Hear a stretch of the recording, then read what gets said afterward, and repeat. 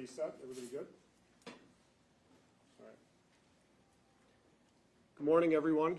Thanks for coming down and joining us this morning. Obviously, we have local media out of the Minneapolis Twin Cities area. We do have family of Nyawuor Chuol here as well. Again, appreciate everybody taking the time to come out and make sure we're spreading the word on the situation and our investigative efforts to find Sunday. We did put together a brief PowerPoint slideshow just to keep everything organized. I want to show some aerial footages or aerial images of some of the search area and go over some of our efforts to this point. And actually going to also have Chris Bacco with the City of Mankato jump in, kind of start from the beginning on the missing persons report, the city's involvement in that, and what led out to Blue Earth County and the Sheriff's Office involvement from there. All right, thank you. On April 26th, our department received a missing person report from Nyawuor's family, and they indicated that she had last been seen on the 25th at approximately 7 p.m. and she had left her residence and stated that she was going for a walk. Through the course of our investigation, we focused a lot on Nyawuor's financial records and cell phone records, and by looking at her financial records, we were able to identify that she had taken 3 total rides through ride shares via Lyft and Uber on the night of the 25th. The first one was to a place called Lions Lake. It's a small pond in the city of Mankato. She then returned home, and we spoke to that Lyft driver, and then following that ride, she had taken another Lyft down to an area called Spring Lake Park, and that's actually in North Mankato, which is a small pond again, surrounded by residences in North Mankato. Approximately 40 minutes later, she then contacts an Uber and takes that ride from a gas station, the Speedway gas station in North Mankato, and to ultimately gets dropped off in Casey's in Eagle Lake.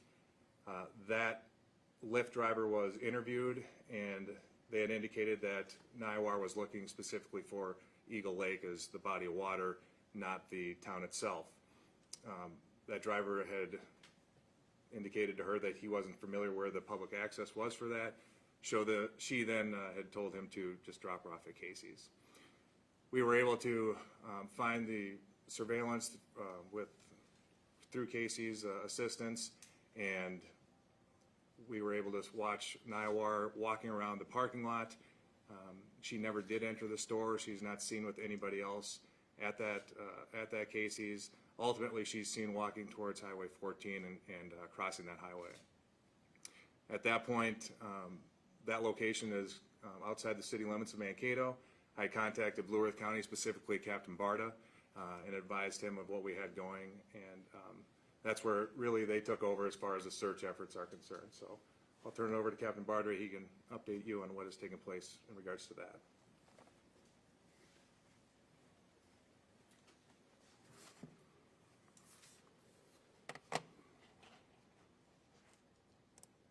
All right, everyone. We'll jump back in the cell tower information in a little bit. I want to get everybody acclimated to perspective on where this is all occurring. City of Mankato, you can see here on the left side of the screen, town of Eagle Lake off to the east of that. Just to give you that perspective, it's pretty short distance, a matter of just a couple of miles, but you can definitely see the perspective that way as to where we're at relative to the city of Mankato. We got the call, and Commander Bacco called me on that Monday the 2nd, kind of gave me a lowdown and rundown on what was occurring, the video surveillance that had been located at the Casey's gas station, the inference that, with the body of water and some of this rugged and rural terrain there, that there was a possibility that Nyawuor had gotten out into this area. We obviously wanted to conduct some search efforts in there as soon as possible, and that's what we did. So starting that afternoon, we brought our UAS, or our drone, out for the Sheriff's Office. And just to give you a little bit of perspective here, you can see the label on here for Casey's. So that's the gas station that we're talking about, where Nyawuor's on their surveillance tape and kind of walking around the parking lot. She walks out and crosses, and this is at dark, crosses this center median area of the highway there, and in a pretty much direct northerly fashion heading towards this slough area, this body of water. So our initial efforts based on that information were to get our drone in the air and start searching this immediate area to where she was last seen. While the drone was in the air, we also had a foot search conducted. We brought several people out, and we worked this tree line here going to the northwest and then off to the east as well. I would point out that this imagery here, of course, is not our current or present day or state with the vegetation growth. It looks pretty green here. At the time, about a week ago or just over a week ago, everything was still very brown. We had that cold spell. Things hadn't really started to take off for growth yet. So this is not nearly as dense as it looks in this area. But we were actually able to clear on foot all of this area out to this outlet for the lake. All of this up here, we talked to multiple residents out in that area that same night, checked their outbuildings and their areas, encouraged them to go out and check their property as well. And you can see this little pond down here on the bottom of the screen. And that's actually a little fishing pond. There's actually people that go ice fish it, and they'll even fish it in the summer. You can see there's a walking trail or path that goes through and train tracks. So a lot of that area was also initially checked that very first day. We really brought some resources in to bear and focused our initial searches on that Monday the 2nd in that area. We had no success in that initial search, so we started to make plans at the end of the day then how we were going to approach this moving forward. And I've got just a visual here to give you some kind of perspective on the area. You can see the estimated area that we were searching here, and this is going to kind of go long term in a predominant or the main or primary search area, if you will, that we've been conducting our efforts in. But at the end of that first night on Monday, we started again making plans for how we were going to approach things on Tuesday, knowing that this area right here, besides the trees, besides the water, we had some pretty thick vegetation or cattails and long slough grass type stuff in that area. That was going to be really challenging to walk and search. So we enlisted the assistance. We had already done it with our drone, but we enlisted the assistance of the Minnesota State Patrol helicopter to come down. So this is the second day. They came down, flew all of this area, and actually expanded the search out to a couple of different areas. I'll show you when we get to the overview. The other thing that we did on the second day was we asked the DNR local conservation officers to bring in some of their shallow water boats. And they came through and they checked as much as they could of this entire slough, specifically focused on this, southern half to a third of the lake. That lake is about, or swamp, is about 2 feet of water and about 2 feet of muck at the bottom of it, mud, whatever. And the DNR officers were saying if she was in this water, in this space, they should have been able to see her just because of the clarity of the water and because of how shallow it is. So that was our efforts on the water that day in conjunction with the Minnesota State Patrol helicopter out, and then we also expanded our search area on foot as well, and went further off to the east, cleared all of this, and made some additional efforts to double check some of the areas that we had already gone through. If you look on a larger map here, this line is the Sakata State Trail. And that kind of bisects Eagle Lake in the swamp or marsh area. We also focused on that the very first and second day and made a lot of searches in that area to make sure that if Sunday had made it up that way and walked on the trail and something happened up there, we wanted to make sure that was clear as well. So you'll see that. That's actually a walking trail, bike trail that bisects those bodies of water. We also had ATVs out that second day. And if you look right here, these are train tracks that run through that area, and you might be able to see a little better on here. You can see the train tracks going. So then we also started running four-wheelers, ATVs, to go check that area in case Sunday had gotten to the train tracks and started walking that as well. So then we'll move on to the 4th. We, with the Sheriff's Office, have a heavy staffing day on Wednesdays. So we had a lot of additional people coming in already. So we coordinated additional ground search, and we really wanted to cover some additional area by foot. And we also realized, as we expanded our search area, that we had a lot of area that is similar to this primary search area where we began, with a lot of cattails and swamp grass and things like that. Very challenging area or terrain to search on foot. So we went back to the Minnesota State Patrol helicopter, or their air wing, had conversations with them, and I'll pull a flight map up real quick. But initial planning, we wanted to make sure on that Wednesday, utilize the staff that we had available and search then from the trail down here on the east side of the swamp area and on the west side of the swamp area as well by foot, and make sure we double check some of it, and this would be the first time that we got a look at some of this other area here. The other thing was we had this area, if you look right here, if you know where the Walmart distribution center is at, that's right over here. And this area is pretty heavily wooded, it's got some swamp area in it and stuff too, and we also wanted to make sure we made some checks of that. So based on knowing we had some really challenging terrain, we also had our drone up where we could, and asked the State Patrol helicopter to come back down on that Wednesday.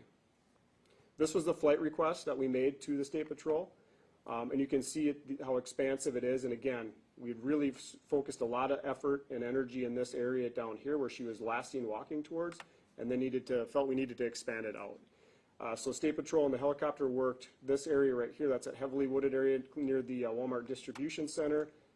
If you drive it, you'll be able to see on either side of the road there's a lot of swamp area and stuff.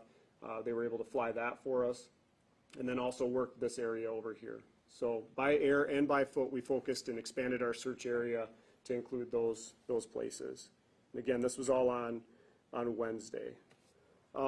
Wednesday, an interesting thing happened too, and that was we had a tip, we being collectively a joint investigation and effort with the City of Mankato DPS and the Sheriff's Office. A tip came in that a black female was seen walking towards Mankato in the area of the radio station. And I'm going to back up to the cell stuff here real quick, which would put us right in here, I believe. Nope, I'm sorry, further over to the west, this other pin here. So someone reported seeing a black female, and I'll remember that this is a week after, the media, we started getting additional coverage. This citizen saw the news coverage and called in and said, hey, I saw a black female walking towards Mankato near the radio station. I think it was that night, that same night that she went missing. Because of the time lapse, and Chris, correct me if I'm wrong, there's challenges on recalling, visual information and stuff like that, but nonetheless, it was a tip that seemed like it could have correlated to what we were working on.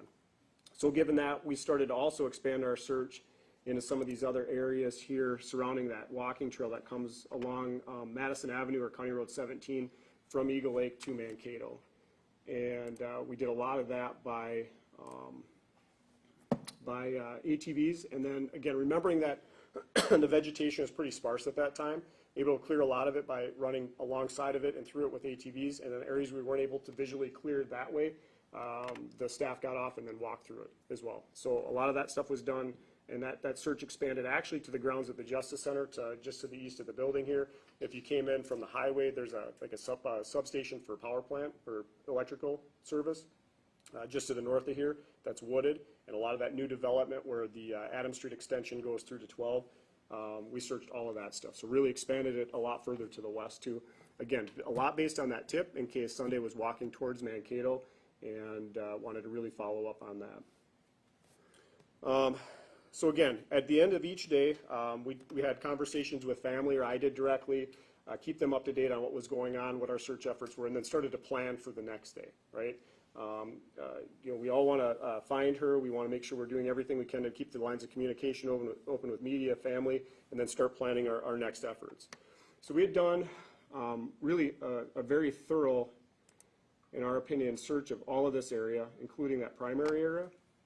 The one thing that we did not search at that point yet, other than some form of a flyover with our drone and with a little bit with the State Patrol, was the actual body of water. I've had conversations with family we met yesterday, and sometimes there's hard conversations that happen with the duration of time. It was in the 20s that night when Sunday was at the gas station. One of the concerns, of course, is if an individual suffers exposure, does happen to pass away or die due to that, and they're in water, what does that look like for a search? In the state of Minnesota, any body of water, whether it's inside a municipality or outside of it, is the responsibility of the Sheriff's Office for the recovery and search efforts. We have specialized equipment that we can bring to bear on situations like this, specifically searching the lake. That second day, the DNR was called in because of the shallowness of that lake. Our boats, would struggle in that arena a little bit. But in this bigger body of water, we brought in two of our two boats with side scan sonar and some specialized equipment, and we worked this entire shoreline and the depths, and we're not able to locate anything really of interest that would suggest that somebody was in the water or under the water there. When I talk about hard conversations, if there's an unfortunate situation that happened and an individual passes away and water is involved, typically in our experience it's about a 3 to 5 day window depending upon some factors including water temperature as to when that body will start to rise off of the bottom of the body of water that's involved. My point being, at coming into it about 7 days after she was last seen, if something like that happened in close proximity to the time that she was at the gas station, we would have expected that if she was in water, she would have somewhat started to present herself, and we would have been able to see that either from the air or from the boats. So that's why we really focused on the shorelines as well, and it's not to say somebody or a body can't get hooked on something and held underwater, so that's why we wanted to do the side scan sonar as well and really search it as well as we could that way. The other thing that we did on those searches, I should mention, is it wasn't only the Sheriff's Office staff. We did have Eagle Lake Fire. They've been a great partner in this too. Eagle Lake Fire Department has always volunteered people, and we brought them in on our foot searches as well to help. So getting back to where we were at in the grand scheme of things with this week or so since this began, boats were out there on that Thursday. The other thing we did was started to have some creative thinking on other options or possibilities, and one was the outlet of the marsh area, or that slough. So if you drive on Highway 14, if you're going westbound, it's easier to see, and you look to the north, you'll see this little channel of water here. And what that is it's a controlled outlet for this slough area. Both, again, the Eagle Lake and this swamp are connected, and this is where that water exits the swamp. And actually, I'll show you in a different map, it actually flows under the highway and then ultimately all the way through Eagle Lake, the city of, and out the other side towards the east. So then we focused some additional efforts here. This had all been checked by foot, but we went in with some specialized tools. We and really thoroughly searched that area in case we had a significant amount of rain since this event happened. If movement of water had pushed Sunday over this direction, if she had perished, and really thoroughly worked this area actually with waders and again some specialized equipment, and didn't uncover or locate anything that day. The other thing we did was, as we started to realize our search needed to expand and we were just going to incrementally move it out, was we start to theorize options, possibilities, things that could have happened to her. And one that we theorized about was if she had decided then walk towards this body of water, made a decision then to start walking along the highway, if somebody could have accidentally run into her, hit her with a vehicle, and ended up putting her in the ditch. So we expanded our search and worked these ditches all the way over to Highway 22 in both directions, as well as the walking trails and other paths in the area too. I did talk with the Eagle Lake Police Department, asked for their assistance. I think it was about a day or so after, asked them to go back to Casey's, get the videotape, and start looking a couple 2 to 3 hours in advance of when she's seen on camera at about 8:45 p.m. to a couple 2 to 3 hours after 8:45 p.m. in case she was in this area and doubled back to the gas station, and that bared no fruit at all. She wasn't seen on the video after she initially walks out of frame, and we didn't see any vehicle headlights or taillights or anything go in or out of that location, thinking maybe she would have possibly gotten picked up over there. My most recent conversation with Eagle Lake PD, and I asked them to start going a day out, so noon on the 25th to noon on the 26th, and watch the entire thing and see if at any point we get anything additional that is of importance or relevance, or if she does come back out, for instance, and we're able to see her. Going back to the camera real quick, it's worth noting, I guess, and maybe I glossed over it, but when she walks in here, you can just see her getting to that westbound side of Highway 14, the westbound lane of traffic. So I don't want to give anybody the impression that when you watch the video, you can really see a whole lot of stuff over here. The video, of course, is designed primarily as a private business to be on their property and looking out. So you're basically getting some unintended video from the surrounding area. So it's not ideal in the sense that it's not directly focusing or focused on that area, and you can see a great detail. On the 5th, that Thursday, Commander Bockel and his investigative team came up and met with myself and our investigative team. And what we wanted to start to dig into even more was some of the cell phone information. And Chris, I'll hit on it since I'm here. Tell me if you want to jump in.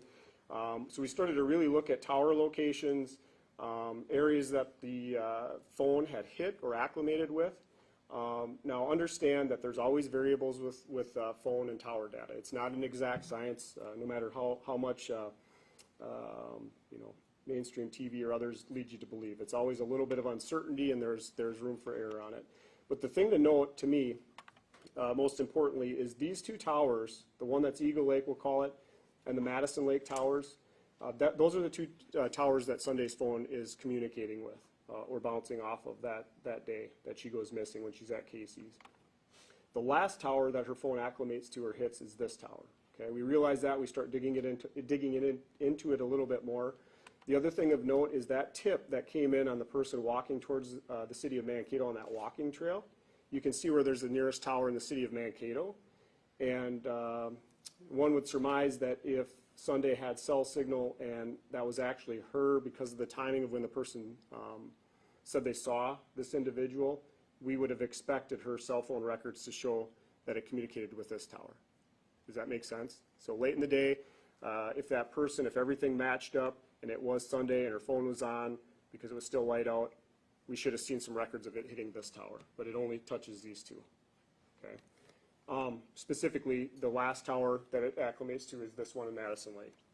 So based on that information, we wanted to really look at everything we had done and look at what we needed to do to continue our efforts effectively and efficiently to try to find her. We came up with was we really needed to do this area up here. Let me get to a different map.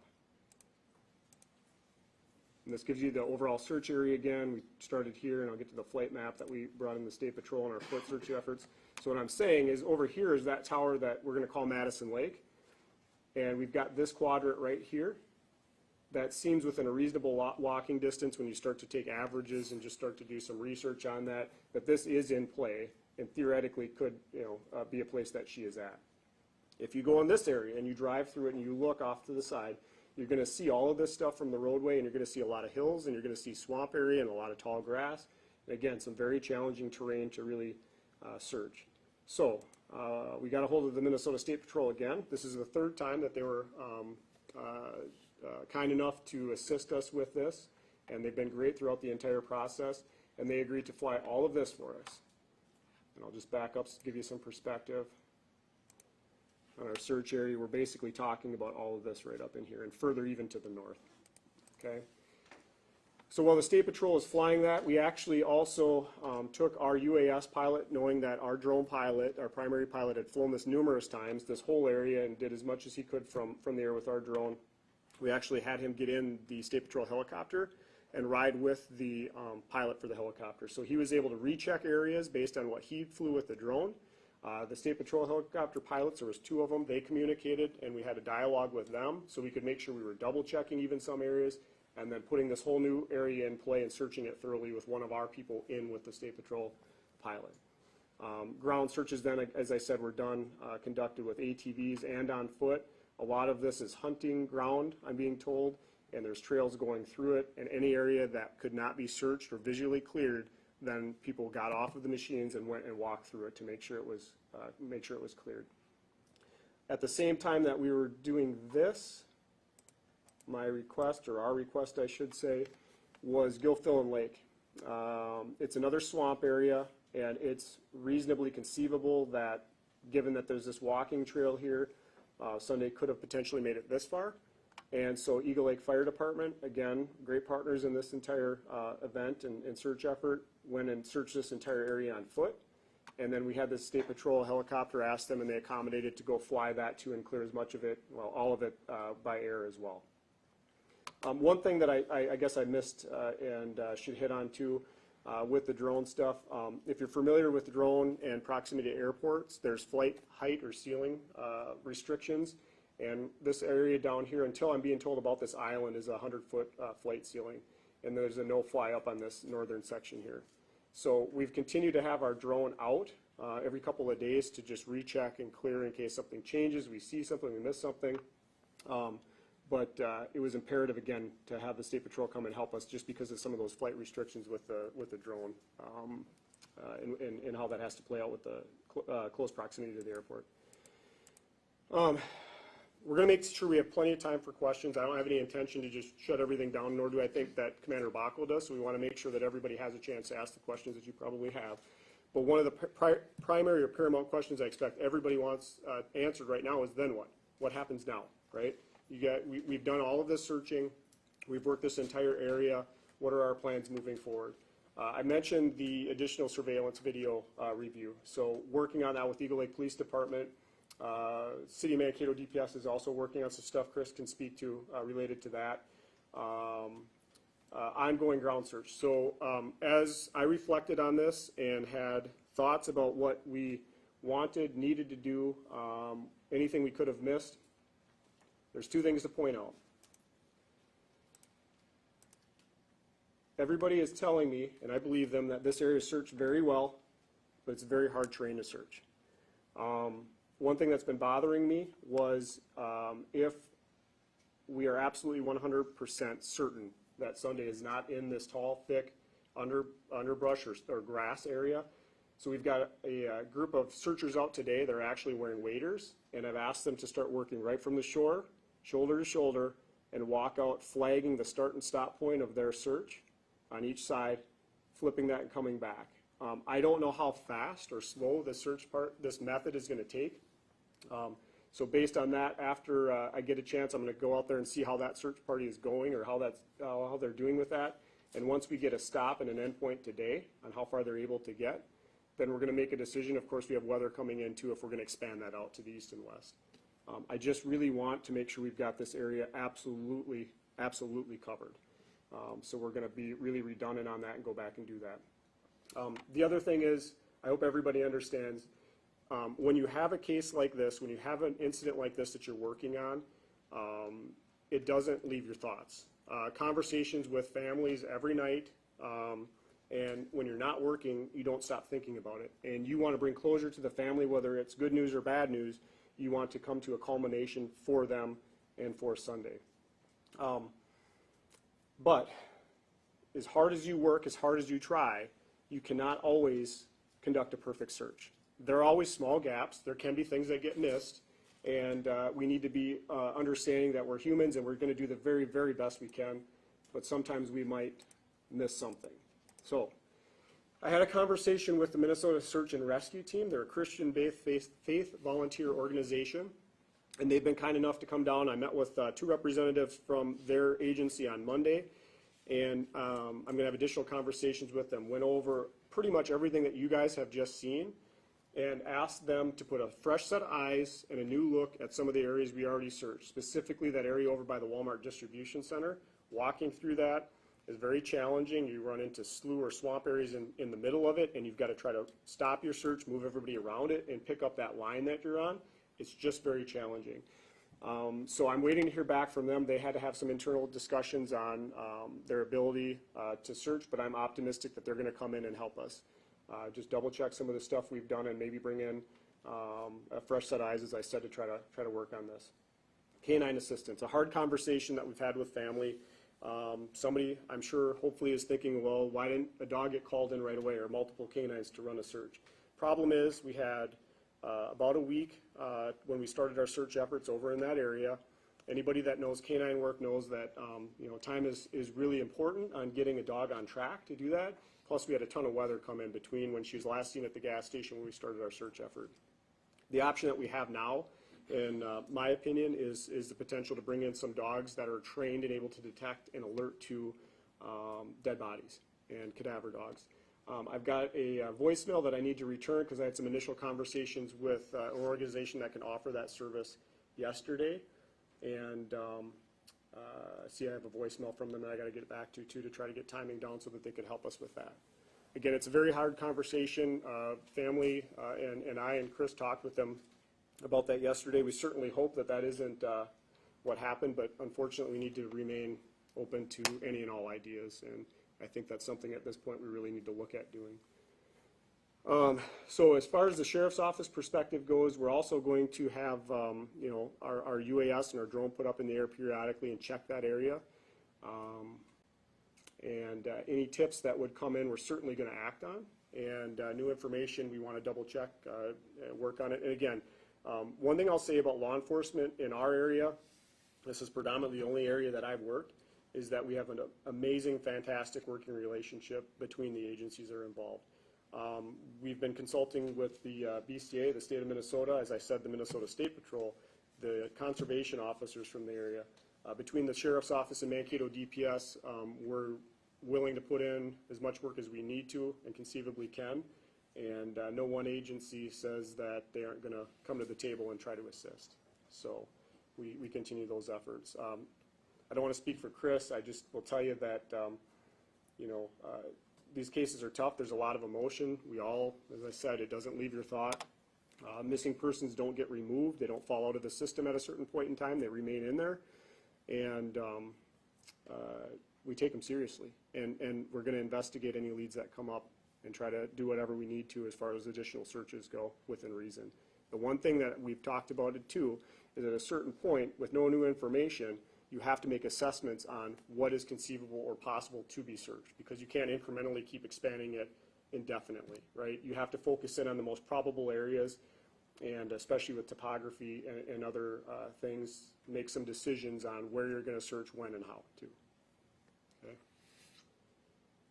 I've done a lot of talking, and I want to make sure that you guys have an opportunity to ask questions.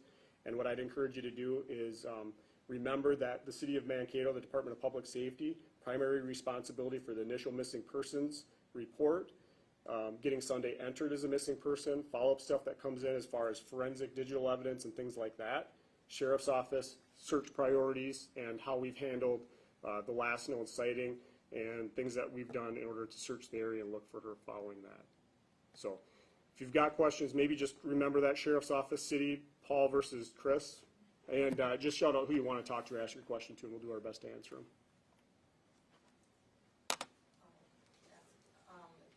How many tips do you think you've received roughly Since the initial? Yeah. I will just say I've overheard radio traffic when I was out walking and searching that drainage ditch that goes all the way through the city of Eagle Lake. I heard the DPS officers going to check on somebody that was reported as a possible. There was the other one, that person walking by the radio station. So I know off the top of my head 2, but I don't know how many you guys had fully, if you know. If I had to estimate, I would say we've probably received about a dozen tips in total so far that have been followed up on to a degree.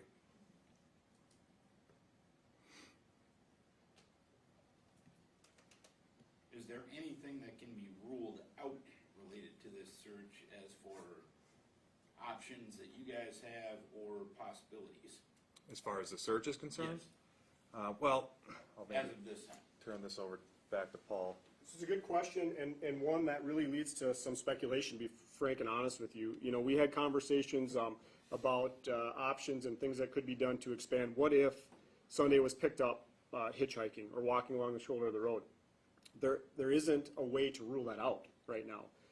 The only thing that I think that we can do collectively, law enforcement-wise, is to make sure that our search is complete in that area where she was last seen, and remain open to additional possibilities of things that could have happened, because we just don't know.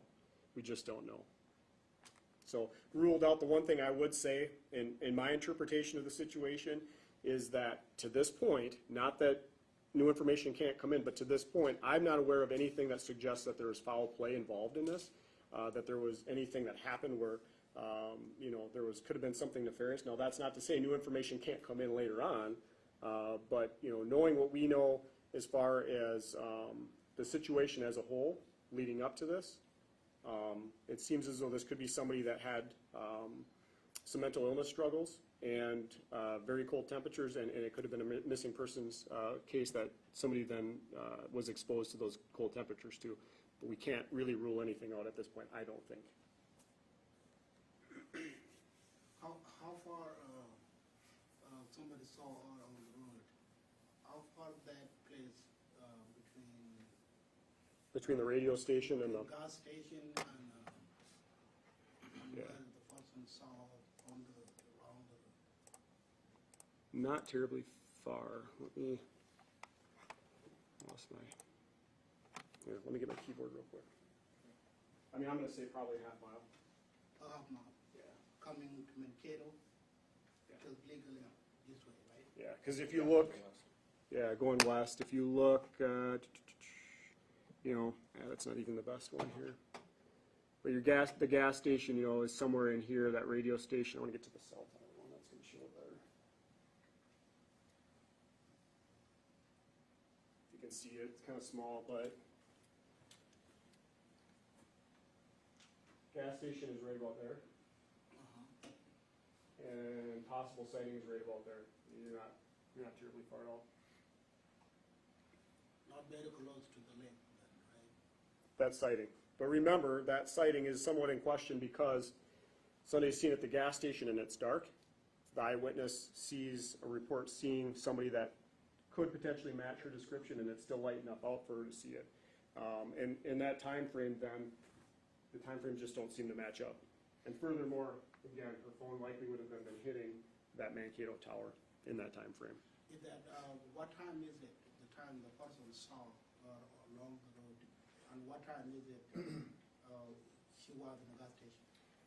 She's seen at the gas station at approximately 8:45, being dropped off at Casey's. There isn't a specific time given by the eyewitness as to when they thought, but they did say it was getting dark, so it's still light out. And in reviewing the surveillance, like Captain Barta said, we can see that it's dark when she's dropped off at Casey's. So we don't think that was her.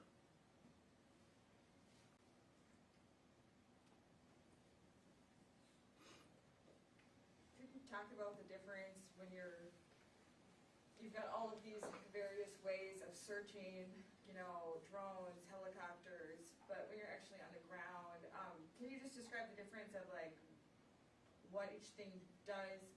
Like if you're on the ground, you might spot like an article of clothing. Would you still spot that from up in the air? Yeah. My answer is it depends. It really depends. A lot of it depends on the tree cover, foliage, what you're able to see. I'll tell you that Sunday's last seen wearing a purple or pinkish hat with a white bag over her shoulder, right? And it's kind of like, to me, it looks like almost the size of like a reusable shopping bag type thing. And she's got a blue coat on. And I'll tell you what, there's lots of chunks of blue tarp out there, chunks of things that are blue, and things that make you really hone in and look at something, only to realize that it's trash, debris, something like that. So it's not a great answer I can give you. I can only tell you that each different mechanism, all the way ranging from boats to drones to the helicopter to foot, foot is going to be your most precise, but it's also the most challenging and time-consuming when it comes to gridding off areas and trying to stay on course. It's really one thing if we all got on one side of the room here and it was just grass or a yard or something and we went arm's length apart and we walked and it's flat and it's straight and it's easy to walk, that's one thing. You start throwing in the variables with water, it makes it a little bit more challenging and obstacles and stuff. And that's what I'm getting at. We do a good job. We really do. We do a good job. We're thorough.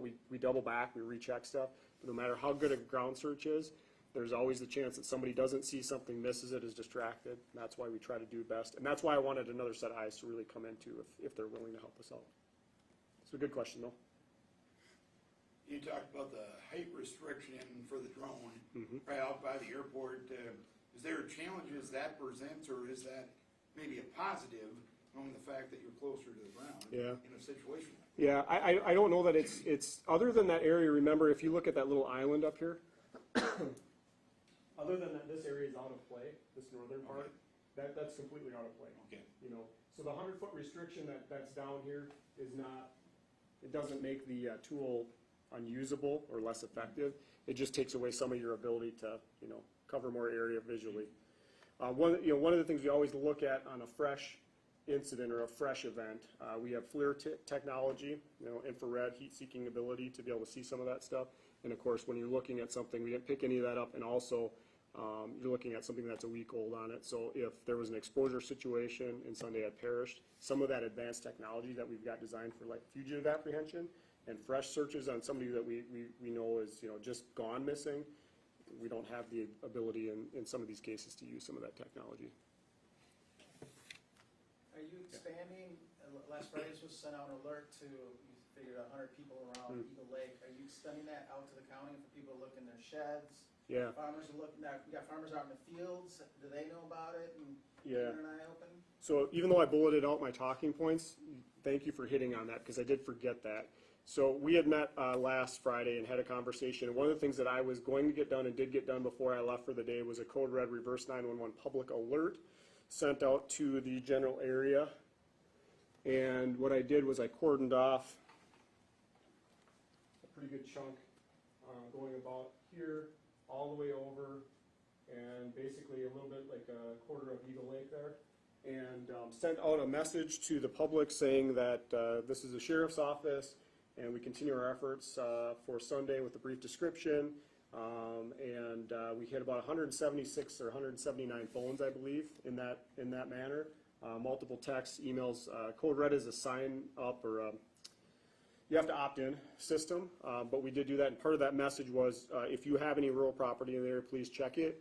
If you have outbuildings or other things in that area, to go and look for that. Have we done anything broader than that? No. That area was cordoned off, and frankly, the fact that all of you are here today is, I think, super important, because getting that messaging out is key. One of the struggles we have with public alerting, in my opinion, is drawing the line on its utilization and effectiveness versus people not wanting to get the messages.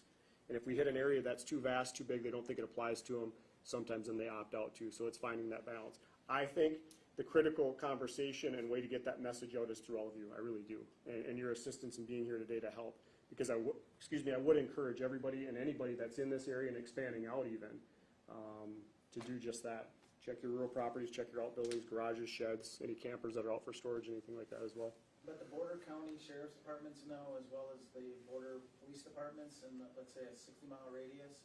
Yeah. Know that to look for? I'll let Chris talk about the crime alert. It may be worthwhile to talk about the crime alert that you guys put out recently. So along with press releases and media releases that we've been doing, since this happened, we also used the Fusion Center and the Minnesota BCA. They put out what's called a crime alert that goes out to all, anyone who signs up for it, but specifically all law enforcement agencies in the state, so everybody is aware of this. And it gives a synopsis and description of the case itself, along with photos of Sunday as well. So everyone should be aware, yes.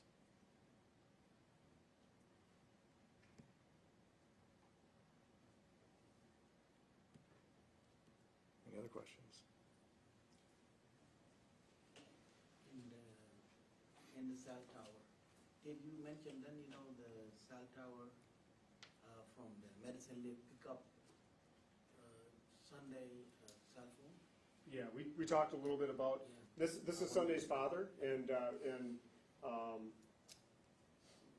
we had conversations yesterday and met for a couple hours to make sure we went over everything with family. What he's referencing is that very fact of the cell tower locations here, and that her cell phone hit this tower last, right? Well, can I just get some clarification on where that group, Minnesota Search Group that you mentioned, the Christian organization? Yeah. Where are they searching today, and is it near that cell tower? So, yeah, no, they're not searching today. It's actually Sheriff's Office staff that are searching today. So I met with Minnesota Search and Rescue. I met with them on Monday.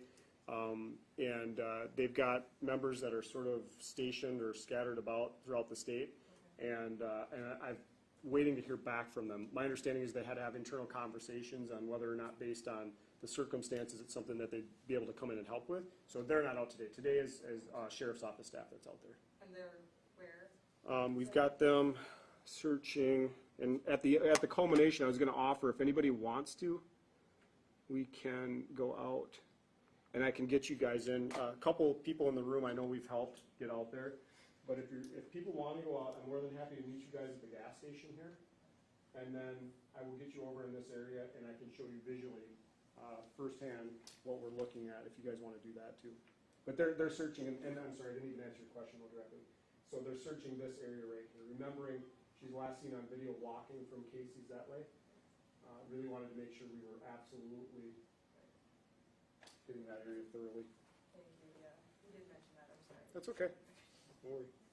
What about some of the other area lakes, because there's so many around here in she was obviously interested in those. Any chance that her research party's sent to those? You know, Laura, it's one of those things where I think there's a couple components to that. One is the unfortunate circumstance, if it did happen, Sunday, you know, the body we would expect to have been floating by now. I know that in my travels out, lots of people are actually starting to use the lake. We're seeing boat lifts out, we're seeing docks go out and stuff like that.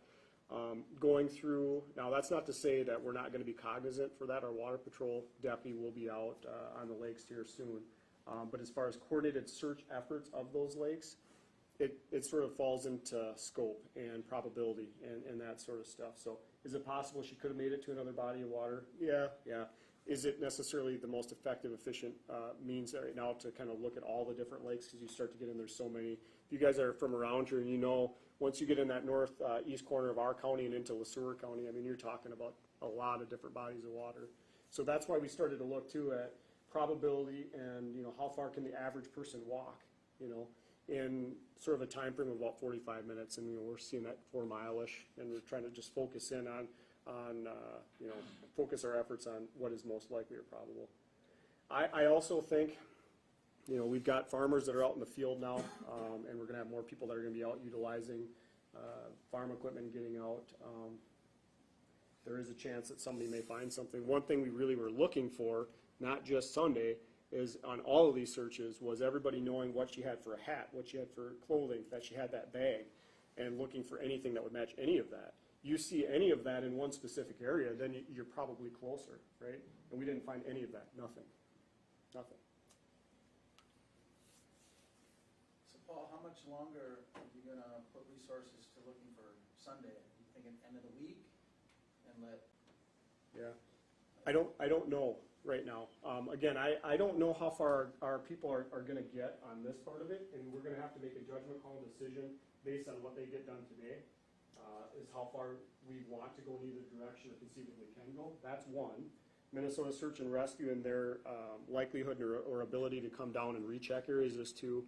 The cadaver dog is 3. I don't anticipate that we're going to be calling off search efforts, you know, by the end of the week, for instance. You know, we have a couple other tools that we want to implement if we can get them in there, and that just takes time to get it all lined up. The challenge is, you know, how long or what do you do actively for ground searches, for instance, that are the most intensive, challenging, and how often do you continue to do those in areas that have already been done? What goes into that judgment decision that you just alluded to? Internal conversations, internal conversations amongst leadership and folks with a lot of experience on it. I can tell you we're always going to really default to doing more than less, you know, in a case like this. But that's the challenge. I mean, at a certain point, you have to really make the assessment on, we've done this area, you know, 3, 4, 5, 6 times. We've focused in and we've even done it on foot, shoulder to shoulder. How much more resources or efforts can you put into that, right? And I want to remind everybody too, I think that, you know, when you look at this at a high level and the information that we have with the gas station, the proximity to the bodies of water there and things like that, that is a possibility. But it's also a possibility, being that we haven't found anything, bag, hat, anything, that something different happened, you know, that somebody walked somewhere else, that somebody got a ride somewhere else. I'm just saying, we can't also be a foregone conclusion that she's there somewhere in this area, right? And there's other things that could have happened that took her out of there. And it's a matter then, again, on trying to figure out with reasonableness what areas should be searched beyond that. Is the family gonna talk? Somebody from the family? Yeah, Nye? Okay, Nye stepped out. Was it Nye or? I have a question. Yeah, do you have any timeline for Minnesota schools? Search and rescue? Search and It's on my list of things to try to get back in contact with them today. Okay. And like I said, I have a message from, I think, the people with the canine resources. I just haven't been able to get to them yet this morning. Yeah, we yesterday we have one of the media come to our home, so we talked Okay. about getting there. Yeah. Because she's trying to tell us if we can make any day, then we can go out and So based on the report that I see, you saying there is place where there's a restriction for drone.